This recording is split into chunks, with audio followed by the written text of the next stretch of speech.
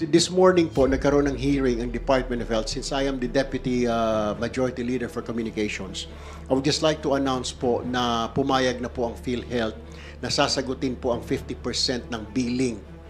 Billing po ng mga pasyente, yung pay ward kung tawagin. Kasi sanay ho tayo na libre.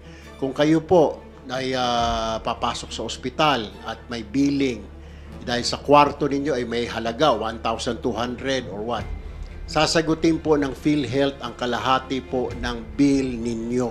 Alright, para po doon sa mga pay ward. Kasi po sa charity ward, libre na lahat. Dito po, napag-usapan, napagkasunduan, upon the request of the speaker, kaya ho tayo nagkaroon ng meeting kanina, is gawing 50% or more. Pumayag po ang PhilHealth na sasagutin nila ang 50% ng hospital bill, hospital payment. I believe kasama din po dyan yung mga doctor's fees, professional fee, sasagutin po ng PhilHealth. Ang gagawin na lamang po ay pag-aaralan nila ang mechanics at yung timing po ng implementation. Pero pinapamadali po ni speaker yan sa PhilHealth Board of Directors at saka sa kanilang CEO na pag-aralan kaagad ASAP kung as much as possible kung kakayanin this year, i-implement this year para by January, ang mga kababayan ho natin na nasa pay ward, 50% na lang po. Example, 300,000 ang bill mo. Sasagutin po ng PhilHealth yung 150,000. Isa pa pong napag-usapan kanina ay mga diagnostics, lalo na po sa mga kababaihan. Kasi second cause of death ng mga kababaihan natin is breast cancer. So libre po yung magiging mammography po ninyo once a year. Libre po ang mga ultrasound. Kung meron po kayo pakiramdam nyo, meron po kayong sakit sa baga, libre po yung examination, yung tinatawag nating diagnostic examination, ultrasound, mammography, ECG, libre po yan. Wala po kayong babayaran.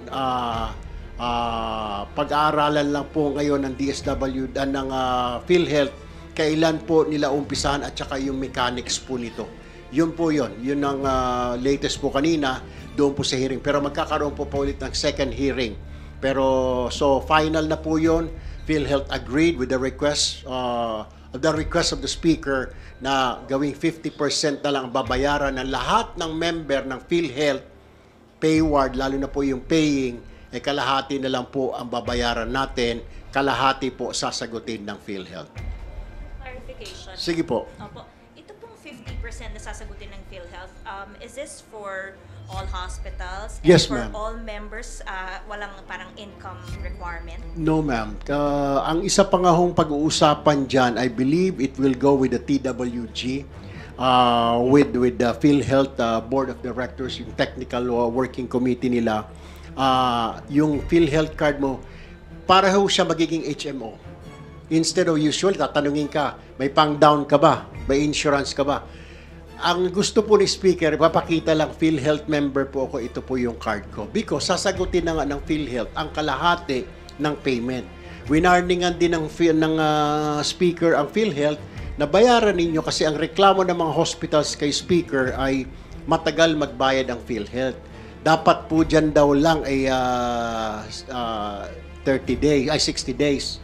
Yung maabot po ng 120 days. So nalulugi po yung hospital. Kaya yung iba, ayaw po tanggapin ng PhilHealth. Pero with this new agreement between the House and PhilHealth, PhilHealth agreed that they will pay it in 60 days. 60 days after they receive the billing from the hospital. So about 2 months. Yun lang ang problema kaya hindi tinatanggap ang PhilHealth ng mga malalaking ospital dahil may mga utang pa po ang PhilHealth which binabayaran na raw po nila ngayon.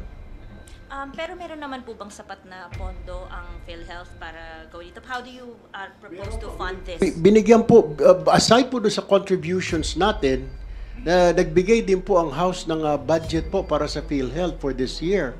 So it will be sufficient enough. Tinanong mo sila sa House kanina, ang sagot nila sufficient naman daw ho to cover that. Pero yun nga po, yung kailangan pag-aralan ng PhilHealth mechanics. For example, na ospital ka, para din po sa HMO, di po ba? Pag nagamit mo na, naubos mo na yung benefits mo doon, wala ka nang aasahan. Ganon din po ito.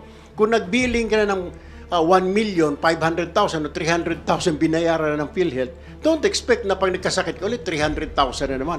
Nagamit mo na eh. Siguro less na yung magiging benefits mo doon. Pero yung mga diagnostic exams, once a year po, yun yung gusto namin i-announce na yung mga free diagnostics sa private hospital, outpatient, x-ray, laboratory, etc. Magiging free na po yan sa PhilHealth. Pinamamadali na po ni Speaker Romualdez po yan. Huli na lang po, is there an assurance from the House na kung maipatupad po ito ng PhilHealth ay hindi ito magre-resulta sa pagtataas ng premium contributions ng mga miyembro? Because meron pong nakausap ko po si House Appropriations Chairman Elizalde ko, ang sabi niya naman, popondohan naman. While this administration is here, we will keep on funding this. Kasi nga po, kung hindi man sasapat yung contribution sa mga kababayan natin. Pero that's another thing na we have to meet sa susunod na hearing, what happened to our contributions. Kasi may mga naririnig-rinig po tayo ng mga kwento-kwentuhan, may mga chismis po naririnig na inilalagay daw yung contributions natin sa bangko at may somebody's making money, yung interest po noon napupunta sa lang sa ilan, which dapat hindi po eh.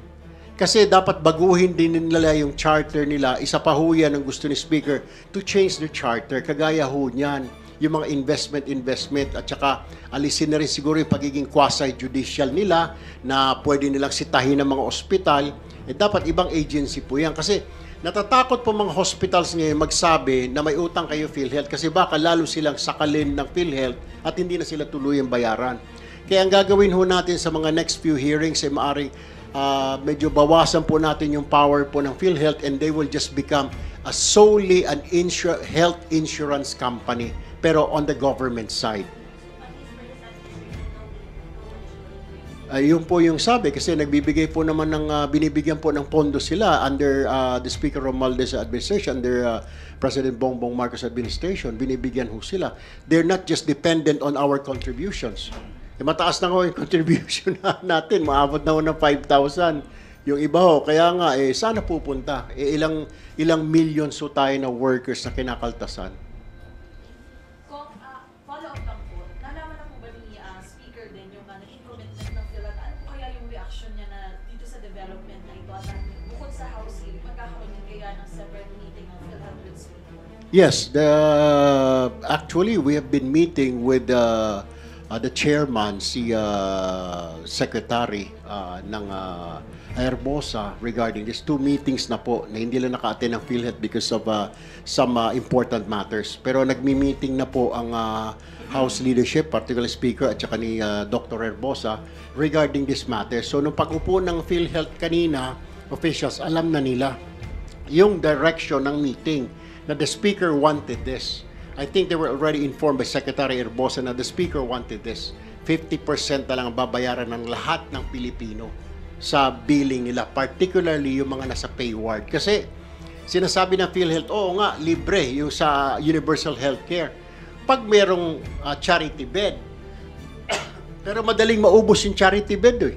So kahit na mahirap ka, farmer ka, fisherman ka, construction worker, hindi mo naman papahayaan yung anak mo iuuwi mo without hospitalization. So they are forced to, may pan-down ka ba?